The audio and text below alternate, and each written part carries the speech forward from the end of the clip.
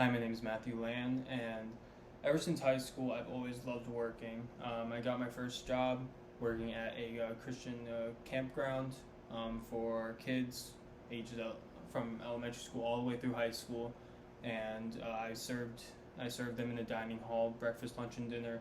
I did that before school, sometimes after school, through sports seasons, during on the weekends during COVID. I did it as much as I could, and I just really felt good about doing it. I felt like I was doing good work, and I enjoyed making money and getting that foundation behind me.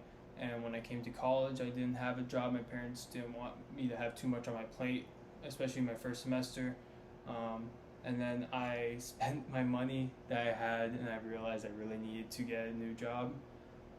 So I found a job at Sherwin-Williams. That's where I'm still working now. I've been there for about 2.5 years, and I've enjoyed it for the most part. I've had ups and downs between coworkers, managers, and different problems that the company has had. But I've stayed strong there, and I've enjoyed it for the most part. I started off part time doing full time school. I'm now doing full time work and trying to take as many classes as I can work with my schedule. Sometimes that means I'm full time, sometimes that means I'm part time, but I've enjoyed it for the most part. Um, Recently, I've been trying to move into management. Started probably back in September or October of last year when I was applying for assistant manager positions, applying for training positions to become an assistant manager, and I was getting passed up almost every time. And I didn't understand. I know I'm a good enough employee for it. I've been with the company for long enough, and I know my information, but I wasn't sure why I was getting passed up. Um, Recently, I had one of my coworkers picked over me, and it really made me upset, and I didn't understand why. And I kind of sat back and looked at it and realized that they probably see me as a college student that doesn't have time to also become an assistant manager, because you have to pick up more hours, you have to be willing to come in if it's needed, and those are things that I'm not easily able to do while going to school.